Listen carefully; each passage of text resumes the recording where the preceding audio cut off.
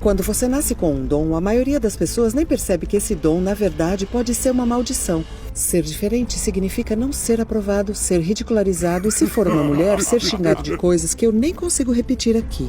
É por isso que, quando eu comecei a perceber o tamanho do meu dom, eu entrei em pânico e tentei sufocá-lo. Tudo começou com um sonho. Oi, meu nome é Nina e eu vou te contar um segredo surpreendente. Tudo começou quando eu trabalhava na NASA como cientista. Trabalhei por anos para construir uma vida baseada na ciência e em fatos irrefutáveis. Era a única maneira de ser levada a sério onde eu vivia e, mesmo assim, às vezes, os homens falavam por cima de mim, me explicavam conceitos sobre os quais eu tinha escrito livros e riam de mim nas conferências. Não foi nada fácil. E é por isso que o meu dom podia ser um problema. Porque não parecia um sonho, parecia real. No sonho, eu estava cercada por chamas. Chovia cinzas e fuligem em mim enquanto eu corria por uma estrada de terra, tentando recuperar o fôlego. À distância, eu vi um prédio antigo e enorme que parecia uma prefeitura. Por toda parte, as pessoas desesperadas corriam por seus carros, tentando escapar do incêndio. Mas não adiantou.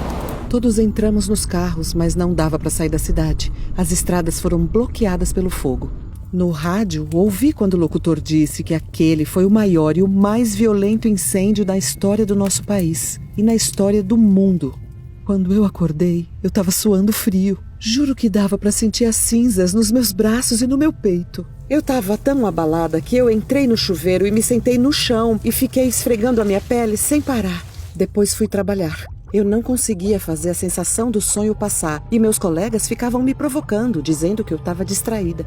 Quando eu saí do trabalho, eu fiquei chocada quando vi as notícias. O maior incêndio da história tinha começado fazia 5 horas. Ele estava engolindo milhares de hectares de terra, incluindo uma cidade na montanha onde os moradores não conseguiram escapar. Quando eu vi a imagem, percebi que era a cidade do meu sonho. Me senti sufocada e lembrei de coisas que tinham acontecido quando eu era criança. Eu ficava ansiosa com algumas coisas e elas aconteciam. Eu conseguia prever e eu sabia o que os meus pais iam dizer antes deles chegarem. E o mais estranho, eu já tinha tido sonhos assim antes. Eu tinha 10 anos quando minha mãe morreu num acidente de trabalho. Naquele dia eu implorei para que ela não fosse trabalhar porque eu tinha sonhado que ela não ia voltar para casa. Ela não me ouviu e não voltou para casa. Naquela época comecei a me interessar por magia. Eu estava triste, mas me sentia poderosa com a minha habilidade de prever as coisas. Quando eu quis conversar com meu pai sobre isso, ele gritou comigo. Ele me disse que ninguém me levaria a sério se eu dissesse isso. E quase 20 anos depois, percebi que ele estava certo. Depois do sonho do incêndio, tive um outro sonho horrível. Foi um sonho em flashes, mais violento e muito mais aterrorizante que o anterior. Tinha um avião lotado. Eu vi o logotipo da companhia aérea e vi até o número do voo. No começo, estava tudo indo bem. Aí, as luzes começaram a piscar.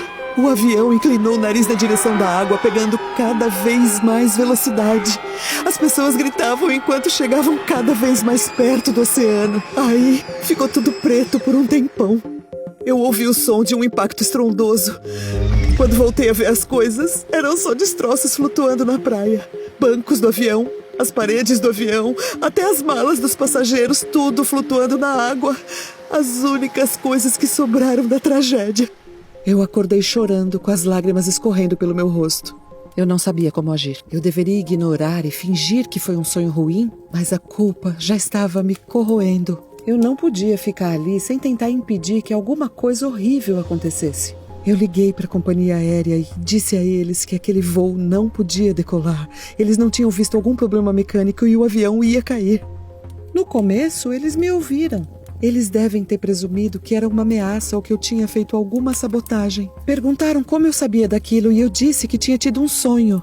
Eles riram de mim. Depois brigaram comigo porque eu tinha ligado e incomodado eles com aquela bobagem. Naquele dia, não consegui me concentrar para trabalhar. Faltei ao trabalho e preparei um banho quente para esperar o inevitável. Então, veio a notícia. Exatamente aquele voo tinha caído no oceano, perto do Japão, por causa de um problema mecânico. Foi aí que eu percebi como eu realmente era impotente. As pessoas não queriam ouvir falar sobre intuição, especialmente de uma mulher. Quando eu era adolescente, li livros sobre mulheres queimadas na fogueira, chamadas de bruxas. Mulheres chamadas de loucas por saberem que estavam sendo traídas. Mulheres sendo ridicularizadas em escritórios do governo por preverem guerras e fome. E tudo, ainda, acontecia hoje em dia, comigo. Depois do sonho do avião, comecei a entrar em pânico. Eu queria falar com as pessoas sobre isso, mas tive medo que pensassem que eu era louca. Por sorte, eu tinha uma amiga em quem eu podia me apoiar.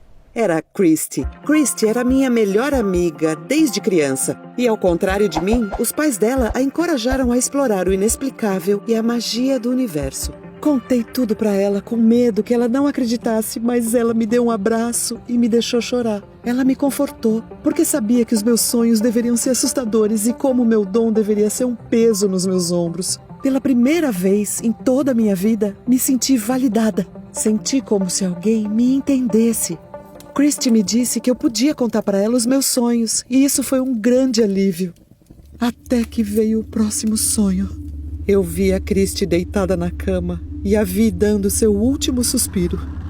A ambulância indo buscá-la. Eu estava perto, mas sem poder ajudar, incapaz de fazer nada além de assistir. O paramédico disse que parecia que a Christy tinha morrido do coração. Ela tinha uma doença cardíaca indetectável, era um mal inevitável.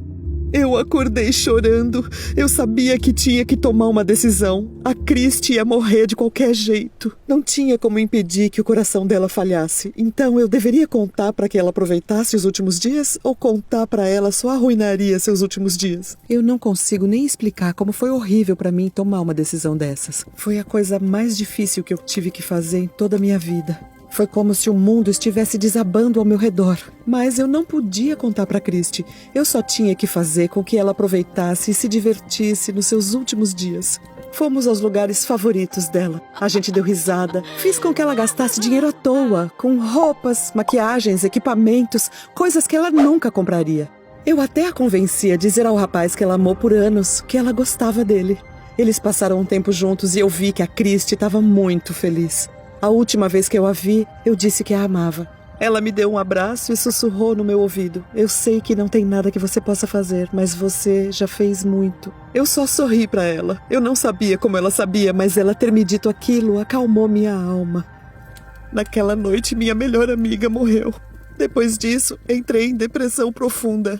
Decidi que nunca mais dormiria de novo. Passei horas e horas no laboratório, trabalhando, tentando criar alguma coisa. Qualquer coisa que pudesse me impedir de dormir para que eu pudesse parar de ter esses sonhos horríveis. Eu não queria mais ser colocada naquela posição outra vez. Mas com o tempo, ficar sem dormir estava me deixando louca. E nessa insanidade, encontrei alguma clareza. Eu não podia fugir disso. Eu tinha que enfrentar, não importa o quão desafiador fosse. Porque, no final das contas, eu tenho essa vida, esse dom, por uma razão. Nós não podemos ter medo da verdade, nem podemos dar as costas para a intuição. Então, voltei a dormir de novo. Eu não estava preparada para o que ia acontecer, mas eu não teria sobrevivido se não fosse a minha intuição. Porque no próximo sonho, o sol desaparecia num eclipse por causa das cinzas de um supervulcão. Vi cidades destruídas, vi fazendas sem comida, vi pessoas com fome e gente morrendo. O que eu vi no sonho era como o fim do mundo. E quando esse sonho se tornou realidade, eu percebi o quanto esses sonhos iriam me ajudar. Eu tenho 50 anos e já se passaram 30 desde a premonição sobre os incêndios e eu só sobrevivi até agora por causa do meu dom. Enquanto eles lutam para encontrar comida, meus sonhos me dizem para onde ir. Eles entram em áreas devastadas pela guerra e os meus sonhos me mostram onde é seguro. Por mais que esse mundo apocalíptico seja assustador, posso ver uma luz brilhando lá no fim do túnel. Agora eu amo meu dom. Eu aceito meu dom e aceito que eu sou diferente. Você pode sempre confiar na sua intuição, não importa o quão estranho possa parecer. Não tenha medo de seguir um caminho diferente, porque isso pode te levar para onde você precisa estar. Agora eu vivo numa cabana no alto das montanhas e longe de todo mundo. Ultimamente tenho sonhado com um homem bonito que mora aqui comigo e que me ama e me ajuda com as coisas da casa. Eu sei que parece loucura eu ficar aqui esperando por isso, mas eu sei que vai valer a pena. E eu sei que um dia ele vai chegar. E eu sei que um dia vamos construir uma comunidade juntos e seremos felizes.